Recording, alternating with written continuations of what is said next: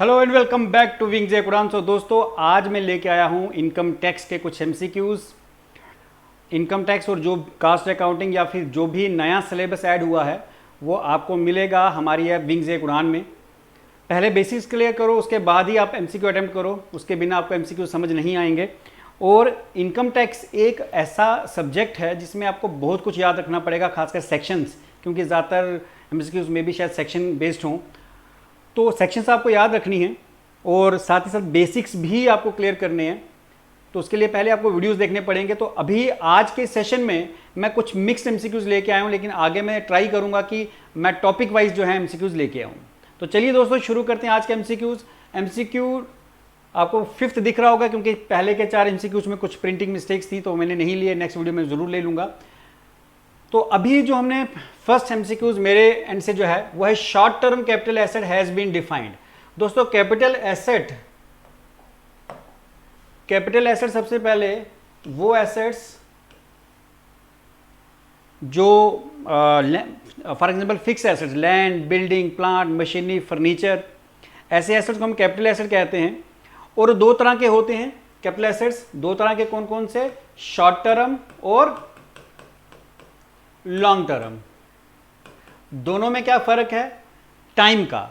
अगर कोई भी फिक्स एसेट जिसमें land, building, plant, machinery, furniture, shop, jewellery, अगर कोई भी फिक्स एसेट हम 3 साल अपने पास रखने से पहले बेच देंगे तो वो शॉर्ट टर्म है, और 3 साल रखने के बाद बेचेंगे तो वो लॉन्ग टर्म है। लेकिन शेयर्स के केस में 12 महीने का पीरियड होता है। 12 महीने से पहले बेचे तो शॉर्ट टर्म, 12 महीने के बाद बेचे तो लॉन्ग टर्म।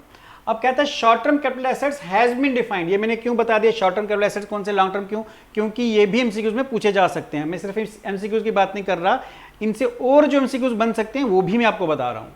तो खैर, ये मैंने बता दिया कि शॉर्ट टर्म और लॉन्ग टर्म में क्या फर्क है, लेकिन किस सेक्शन के अंडर डिफाइन किया गया शॉर्ट टर्म कैपिटल एसेट, तो आपको सेक्शन याद रखनी है। अंडर सेक्शन 2 सबसेक्शन 42A, तो सी इज द राइट आंसर। चलिए दोस्तों, नेक्स्ट एमसीक्यू पे आते हैं, और नेक्स्ट एमसीक्यू है इसी के साथ मिलता जुलता, इसका भाई है।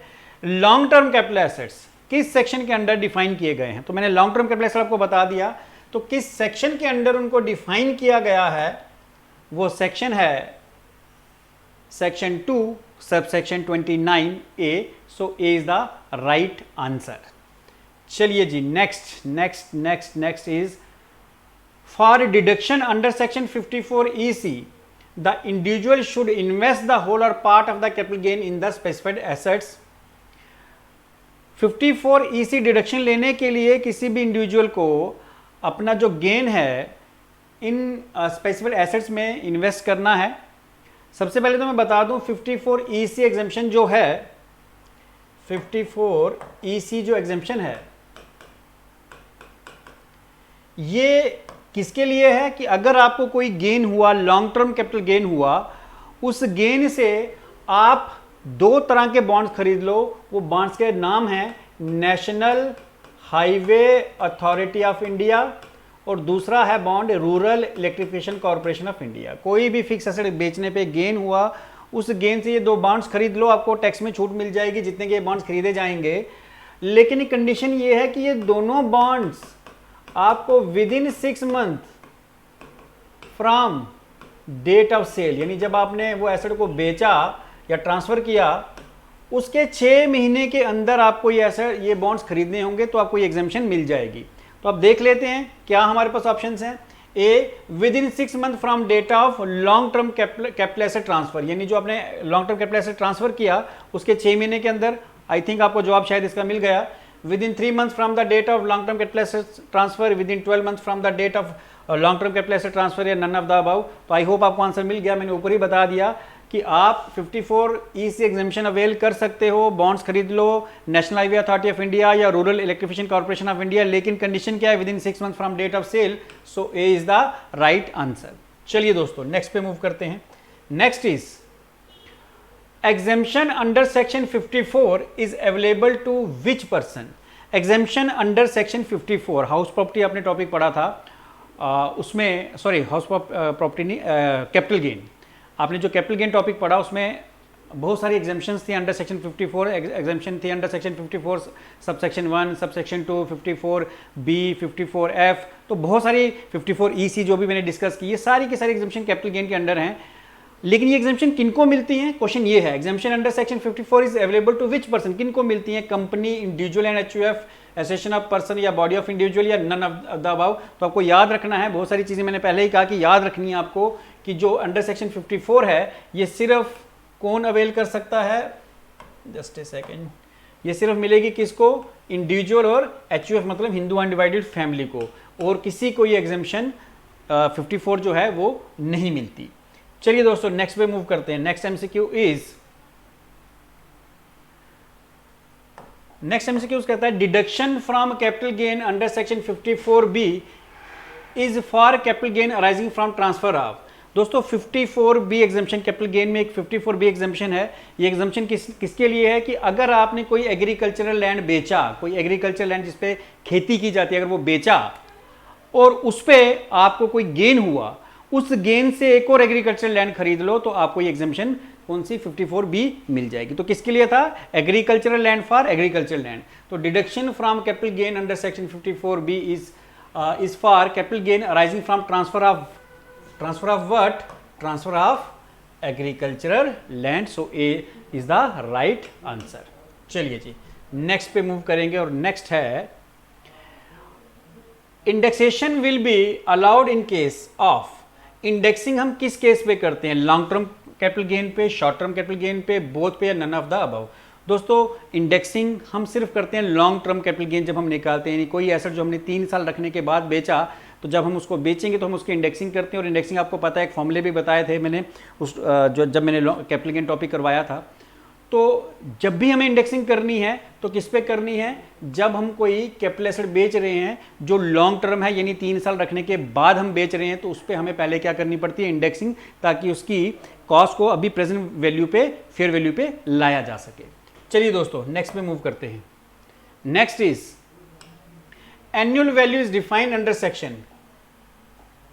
एनुअल वैल्यू मकान की, हाउस प्रॉपर्टी की जो एनुअल वैल्यू है वो किस सेक्शन के अंडर डिफाइन की गई है। तो दोस्तों जो एनुअल वैल्यू है वो डिफाइन की गई है अंडर सेक्शन 23 सब सेक्शन 1 में। आपको ये याद रखना है, तो सेक्शंस तो आपको याद ही रखनी पड़ेंगी। चलिए दोस्तों नेक्स्ट पे मूव करते हैं। Next is which of the following is deductible from the annual value of house property. इनमें से कौन सा है जो एनुअल वैल्यू, जो हाउस प्रॉपर्टी की जो एनुअल वैल्यू उसमें से हम डिडक्ट करते हैं। A municipal tax paid by the owner during the previous year, पिछले साल जो म्यूनिसिपल टैक्स ओनर ने पिछले साल जो पे किया, municipal tax paid by the owner for the previous year के लिए जो पे किया, या municipal tax paid by the owner, या नन ऑफ द अबव। देखो इसमें ये तीनों, फर्स्ट A B C, और तीनों ही सेम है, लेकिन हमें चुनना होता है मोस्ट अप्रोप्रिएट आंसर। पहला कहता है municipal tax paid by the owner during the previous year के दौरान। यहाँ पे कहता है B municipal tax paid by the owner for the previous year, यानी प्रीवियस ईयर का, यानी पूरे साल का। तो ज्यादा अप्रोप्रिएट यहाँ पे है municipal tax paid bye owner. Municipal tax paid bye owner कौन सा म्यूनिसिपल टैक्स, किस साल का, इस साल का, पिछले साल का, ये कुछ क्लियर नहीं है। तो सबसे ज्यादा जो क्लियर है वो ये है कि municipal tax paid by the owner for the, पूरे साल की यहाँ बात हो रही है, फॉर द प्रीवियस ईयर, ना कि during the previous year. Clear है। तो पूरे साल का म्यूनिसिपल टैक्स, पिछले साल का जो म्यूनिसिपल टैक्स पे किया गया वही आप अपनी एनुअल वैल्यू में से डिडक्ट करते हो। उसके बाद क्या चीज निकलती है, नेट एनुअल वैल्यू। चलिए दोस्तों नेक्स्ट पे मूव करते हैं। Next is HRA exempted under section. जो हाउस रेंट अलाउंस है वो किस सेक्शन के अंडर एग्जेम्प्टेड होता है, तो ये सेक्शंस तो आपको याद ही रखनी है। तो ये सी under section 10 sub section 13A। चलिए दोस्तों नेक्स्ट पे मूव करें। Next is perks comes under section. Perks किस सेक्शन के अंडर आते हैं, तो दोस्तों पर्क्स हैं अंडर सेक्शन 17 सब सेक्शन 2 के अंडर जो है वो पर्क्स आते हैं। ये आपको याद रखना है, सैलरी में मैं ये करवा चुका हूं। Next is HRA exempted under section 10 sub section 13A includes. जो HRA हाउस रेंट अलाउंस जो अभी मैंने बताया section 10 sub section 13A exempted है, इंक्लूड्स, उसमें क्या क्या इंक्लूड है। A 40% of salary if accommodation is situated at Delhi, Mumbai, Chennai, Kolkata, या 60% ऑफ सैलरी अगर अकोमोडेशन कहाँ पे है, Delhi Mumbai Chennai Kolkata, 50% of salary accommodation is at Delhi Mumbai Chennai Kolkata या नन ऑफ द अबव। दोस्तों जब हम HRA कैलकुलेट करते थे तो उसमें 40% दो ही हैं, परसेंटेज दो ही हैं, या तो 40% या तो 50%। अब यहाँ पे कहता है इंक्लूड्स, क्या इंक्लूड है? 40% जो था, पहले मैं 50% क्लियर कर देता हूँ। 50% किसके लिए था? मेट्रो सिटीज़ के लिए, जिसमें दिल्ली, मुंबई, चेन्नई और कोलकाता। अगर एम्प्लॉय किसी ऐसी सिटी में है जो मेट्रो सिटी है तो उसकी 50% सैलरी ली जाती है HRA को कैलकुलेट करने के लिए, लेकिन अगर वो रेस्ट ऑफ इंडिया में है तो 40%। तो यहाँ पे जो कहता है 40% of salary if accommodation is at Delhi Mumbai Chennai Kolkata, ये गलत है, क्योंकि 40% नहीं, अगर मेट्रो सिटी में है तो कितना लेना है? 50%, और रेस्ट ऑफ इंडिया में कितना है? 40%। तो हम यहाँ पे जो ऑप्शन हमारी सही है वो क्या है?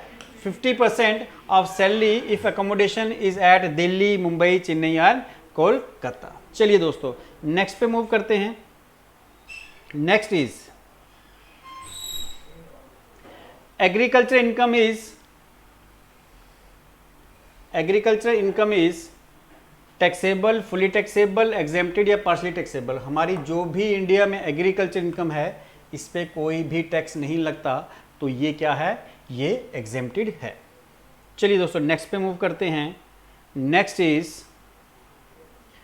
Computation of income from salary is, कौन सी सेक्शंस के अंदर हम सैलरी इनकम को कैलकुलेट करते हैं? Section 11 to 12, section 15 to 17, section 6 to 10, section 16 to 20। जो सैलरी इनकम है वो है सेक्शन 15 to 17। चार्ज जो सेक्शन 15 है, सेक्शन 15 ये आपको पता है चार्जिंग सेक्शन है, ये चार्जिंग सेक्शन में आती है। फिर सेक्शन 16 है, इसमें डिडक्शंस आ जाती हैं, डिटेल में मैंने उस टॉपिक में करवाया है। उसके बाद सेक्शन 17 है, इसमें सैलरी, पर्क्स, अलाउंसेस आ जाते हैं। तो ये 3 सेक्शंस हैं, 15, 16 एंड 17। डिटेल में मैंने उस वीडियो में करवाया हुआ, आप वहाँ से जाके देख सकते हो। Next, taxable amount of perks in respect of small car for official and personal use. गाड़ी छोटी गाड़ी जो है उसके लिए जो पर्क्स टैक्सेबल है उसकी वैल्यू कितनी है? 1500, 1800, 2400 या नन ऑफ द अबव। तो जो छोटी गाड़ी है उसके लिए कितने पर्क्स जो है टैक्सेबल है? 1800 पर मंथ। 2400 पर मंथ किसके लिए है? बिग कार के लिए। तो ये याद रख लो आप, बड़ी गाड़ी जो होगी उसके लिए 2400 है, लेकिन स्मॉल कार के लिए कितना है? 1800। ये आपको याद रखना है। तो इस केस में इसका आंसर तो खैर बी है। अगर बड़ी गाड़ी होगी तो 2400 रुपया महीना है टैक्सेबल पर्क। चलिए जी आगे, deduction allowed against gross salary. Gross salary में से कौन सी डिडक्शन अलाउ है? A income tax, B entertainment tax, C professional tax, D education tax. दोस्तों ग्रॉस सैलरी में से आपकी जो डिडक्शन अलाउ है वो है एंटरटेनमेंट टैक्स, जो ग्रॉस सैलरी में से ये, लेकिन ये किसके लिए है? ये only for government employees. Private employees के लिए कोई भी छूट नहीं है, गवर्नमेंट एम्प्लॉइज़ के लिए छूट है एंटरटेनमेंट टैक्स की, और ये मैंने बताया था कि छूट कितनी है, ये मैं उस टॉपिक में क्लियर कर चुका हूँ। तो ये थे आज के हमारे MCQs। नेक्स्ट टॉपिक मैं कोशिश करूँगा कि आप टॉपिक वाइज MCQs लेके